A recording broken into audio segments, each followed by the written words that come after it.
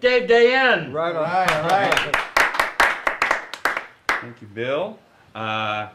Interesting topic. I agree that you need to take it in a global perspective. This is not something that's endemic just to the United States, the super rich. I mean, if you look at the world, there's 6.5 billion people, 6.5, 7 billion people in the world. 2 billion of them live on less than $2 a day. And all I have to say to that is, talk about cheap. I mean, Horrible tippers. get a double latte or something. No wonder that we have this global economy problem. There's these Scrooges in Bangladesh. They won't give it up. But no, it is a global issue. And I think global poverty is a national security issue. The real threat of terrorism it's not happening in Baghdad. It's happening in that family in Pakistan that can't find a job, and because the multinational corporation has sort of pushed everybody out in the society, and there's despair and no hope, and who do they turn to but the people who are most willing to twist that despair and use it and twist it to a radical end. So, you know, anyone who's going hungry in this world is a problem for us. Anyone who, you know, and the problem, the other thing that you bring up is that we do fetishize great wealth in this country. You know, you mentioned the lottery. It's fascinating to me that there are people, my father being one of them, I think, that will walk down the street and look at the lottery and look at the number and say, 13 million? Nah, I'm not going to do that.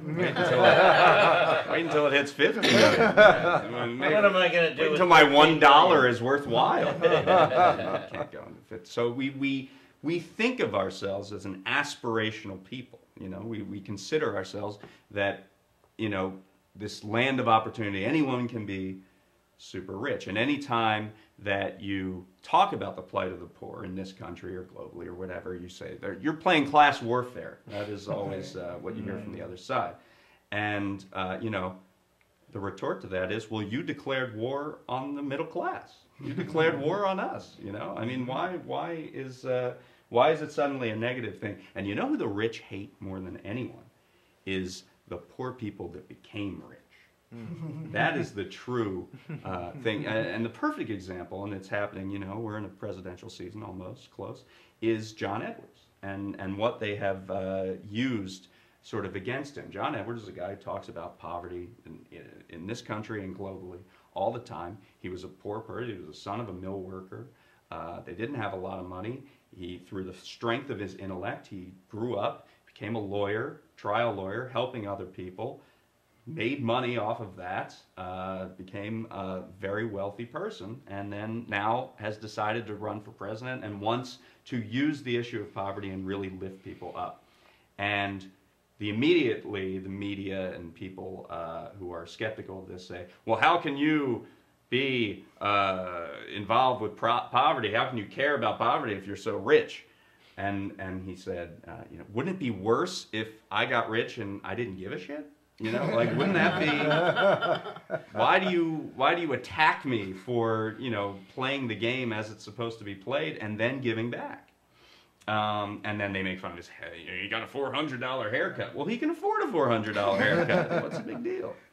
But I think sometimes we do go about it the wrong way. People who do care about poverty and issues of wealth and inequality do go about it the wrong way. For example, every time gas gets high, and I saw this the other day, I got an email that said, hey, we're having a national boycott day. Nobody buys gas on Tuesday, man. We're going to show those oil companies like Exxon and Mobil. We're going to show them, man, no gas Tuesday. Yeah. You know what no gas Tuesday is followed by? buy a lot of gas Wednesday. 'Cause, as far as I know, cars still run on gas. So, you know, that's not the way to go about it. We got to be smart about it. We have to speak our values, elect people, and talk to the rest of our communities and understand that there's strength in numbers, and people power is the way that you're actually going to get a discussion, a conversation about inequality and this stratification between the rich and poor, and actually seek to change it. And the biggest way you're going to do that is getting money out of politics by public financing of all of our elections. But we're going to have this discussion now, so thank you. All right, Dave Dayen. Good job, Dave. We're going to be right back. We're going to rearrange the equipment and come back with our panel discussion, which is frequently the highlight of the show. All right, good job, everyone. We'll be right back. All right.